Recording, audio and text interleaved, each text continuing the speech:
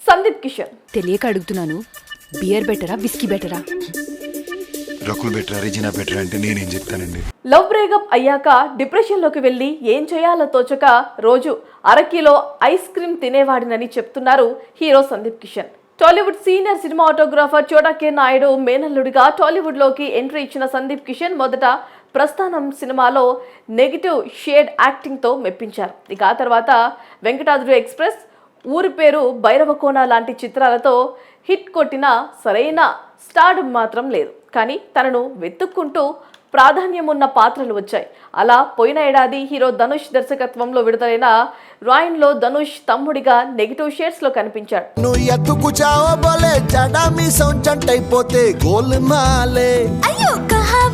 పలు తమిళ చిత్రాల్లో విభిన్న పాత్రలు పోషిస్తూ వైవిధ్యమైన నటుడు అనిపించుకున్నాడు. కాగా తాను ఎన్ని పాత్రలు చేసినా హీరోగా స్థిరపడాలనే కోరిక సందీప్ కిషన్ కు బలంగా ఉంది. మరి ఈ నేపథ్యంలో ఈసారి కామెడీ ఎంటర్టైనర్ ను ఎంచుకున్నారు. నేను లోకల్, ధమాకా లాంటి హిట్ చిత్రాలను అందించిన త్రినాథరావు నక్కిన దర్శకత్వంలో మజాకా మూవీలో నటించాడు సందీప్ కిషన్.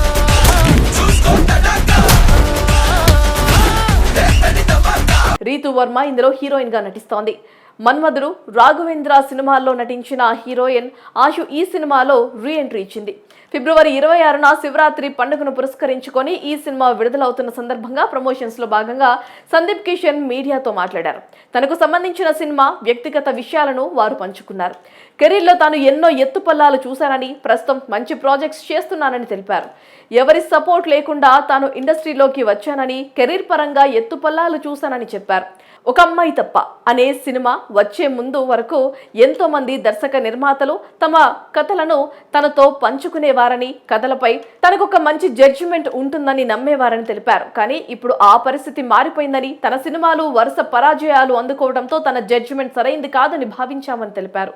ఇక కెరీర్లో వచ్చిన వరుస పరాజయాలు, లవ్ రిలేషన్షిప్ బ్రేకప్స్ వల్ల జీవితంలో ఏం జరుగుతుందో అర్థం కాక ఎంతో బాధపడ్డానని, డిప్రెషన్లోకి వెళ్ళి రోజు అరకిలో ఐస్ క్రీమ్, చాక్లెట్స్ తినేవాడినని, తన బరువు 97 కిలోలకు చేరిందన్నారు. ఇక ఆ సమయంలో తన స్నేహితుడు ₹1 కోటి ఇస్తే నిన్ను వీడని నీడను నేను అనే సినిమా చేసి 6 కోట్లు రాబట్టానని చెప్పారు. అక్కడి నుంచి జాగ్రత్తగా కథలు ఎంచుకుంటూ కష్టపడుతున్నానని సందీప్ కిషన్ చెప్పుకొచ్చారు.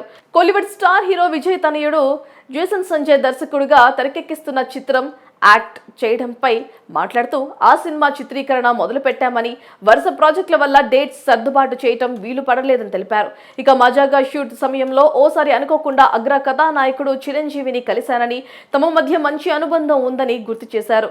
మజాగా కథ చేస్తున్నందుకు తనని మెచ్చుకున్నారని, విజయ్ కొడుకు రాసిన సంజయ్ కథ తనకెంతో నచ్చిందని, తాను చేయలేకపోయినందుకు బాధపడుతున్నానని ఈ సందర్భంగా సందీప్ కిషన్ తెలిపారు.